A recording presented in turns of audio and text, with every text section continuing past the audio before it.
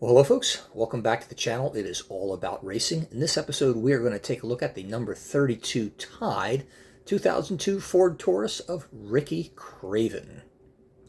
Now, Ricky Craven was born in May of 1966 in Newburgh, Maine, 57 years old. His first NASCAR Cup Series win was at the Old Dominion 500 in Martinsville, and his last win was in 2003 Dodge Dealers 400 in Darlington, where you might remember him beating Kurt Busch for the closest finish in NASCAR history, that of .002 seconds. It's a race I'll never forget. I remember that. In his NASCAR series, he had 6 poles and 41 top 10s. And in 1997, in the Daytona 500, he finished third behind teammates and winner Terry Labonte and Jeff Gordon. He also competed in the NASCAR Xfinity Series with 4 wins, 57 top 10s, and 7 poles, and the NASCAR Truck Series with 1 win, 9 top 10s, and 0 poles. This 32 car was the car in which he beat Kurt Busch in. I think is one of the most colorful cars. In fact, some of these detergent cars that competed in the NASCAR Winston Cup Series were some of the most colorful.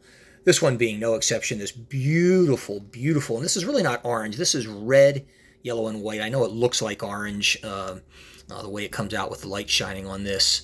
But this is a Racing Champions car, 124 scale. It is not one of the most spectacularly detailed cars, not like the Elite cars that you had seen previously, but still is an outstanding car. Wheel detail is very, very, very, very good. And as usual, it has all the things that you'd expect to see on a NASCAR car as far as decals. And I think this is all Tampo print. I don't think there are any decals on this thing at all, unlike those 143 scale cars that we tend to review. The window net here is rubber. And details of the cabin are pretty good. You can see the steering wheel and seat. And quite frankly, you can take these things apart with 2 screws, and they're just absolutely gorgeously detailed inside. I love how his name, Ricky Craven, is done up on the just above the driver's window there. Super 8 Mattel. I've probably stayed a couple of those going to races over the years. Tide, Downey, and Kenmore from Sears. God, it shows how old this is.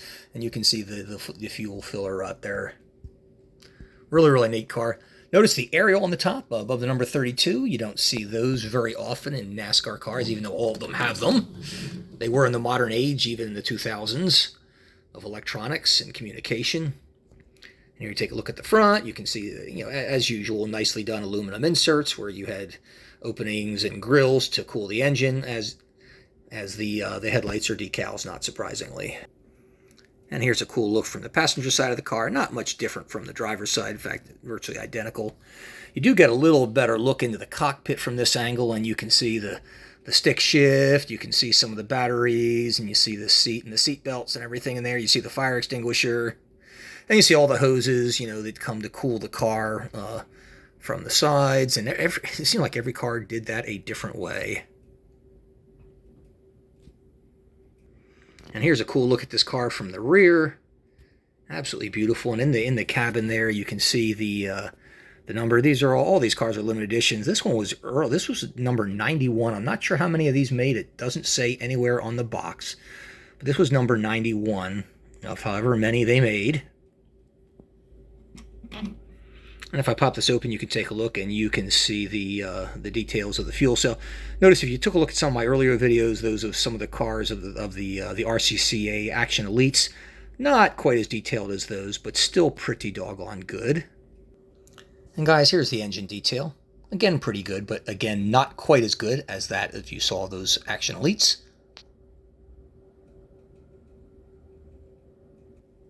And as usual, you have excellent detail at the bottom of the car of the engine, the radiators, the transmission, the exhaust. You can see all coming out to one side there. The suspension, all very, very nicely done. And the bottom of the fuel cell. Sticker tires to boot. Well, folks, that's it for this review of this 2002 Ford Taurus.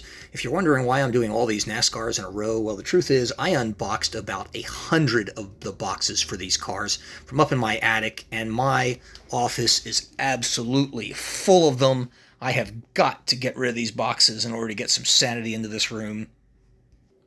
And that is why I'm trying to clear out these cars and get them done for you.